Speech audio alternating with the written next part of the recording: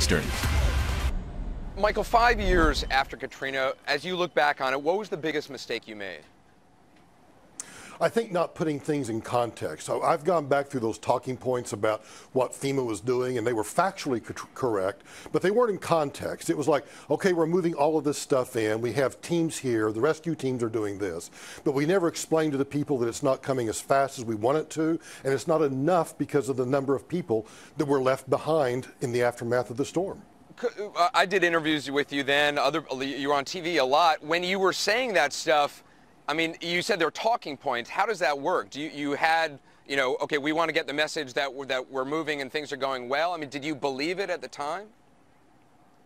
No, in fact, you know how it works. You get these talking points that are drafted by the press office that is approved by the Homeland Security press office, and they're approved by the White House. And, and here's the message, and here are the points we want to make sure that you make with the media. And those points are, interestingly, they're factually correct.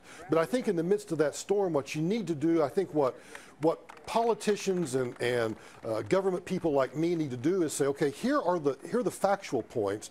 Now let me give you some context to this about what it really means and what it doesn't mean. And I think we also need to get beyond this attitude of the raw speeches. We're all working together as a team and we're doing everything we can. You just need to lay it down and say, you know what, we're doing all of these things, but here are the problems we have, and here's why the public needs to be aware of these problems. Had you done that, I mean, you would have been probably criticized by your bosses, but you would have been, I mean, the history would view you very differently.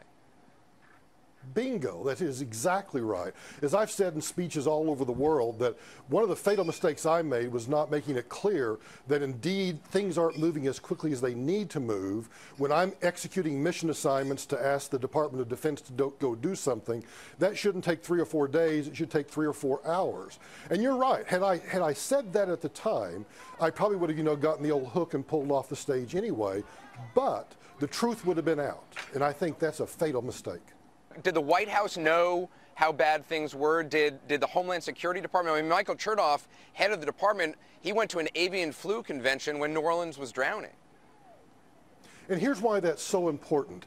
In the middle of any crisis, whether it's a natural disaster or a man-made disaster, you need to have one person in charge.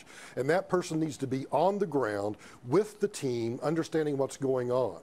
And the minute you try to micromanage that from inside the Beltway, it just craters everything. And that was a huge disconnect between FEMA and Homeland Security. For example, when Tom Ridge was Secretary Ridge, having been a governor, knew to step out of the way and let things operate as they should. Secretary Chertoff, on the other hand, never having been in this kind of a situation, didn't have a clue. And FEMA had been gutted over the years. Your critics say, look, you could have resigned. You oversaw, you were there when it was getting gutted and eviscerated. You could have called attention to it, but you didn't. Well, in fact, I did call attention to it internally.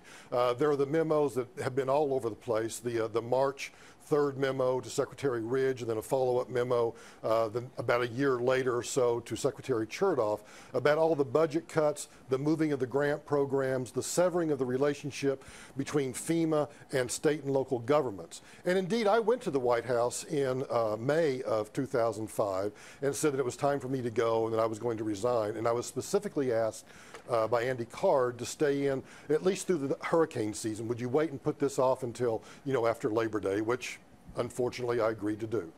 I got to ask you, when President Bush said the, now infamous line, Brownie, you're doing a heck of a job, what went through your mind?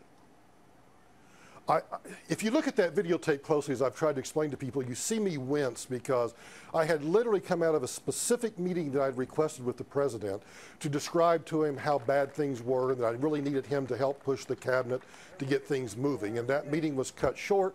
We go out, and I knew the minute he said that the media and everybody else would see a disconnect between what he was saying and what I was witnessing on the ground. But that's the president's style. His attitude and his demeanor is always one of being a cheerleader and trying to, encourage people to keep moving. It was just the wrong time and the wrong place. Michael Brown, I appreciate you being with us. Thanks. Thank you, Anderson.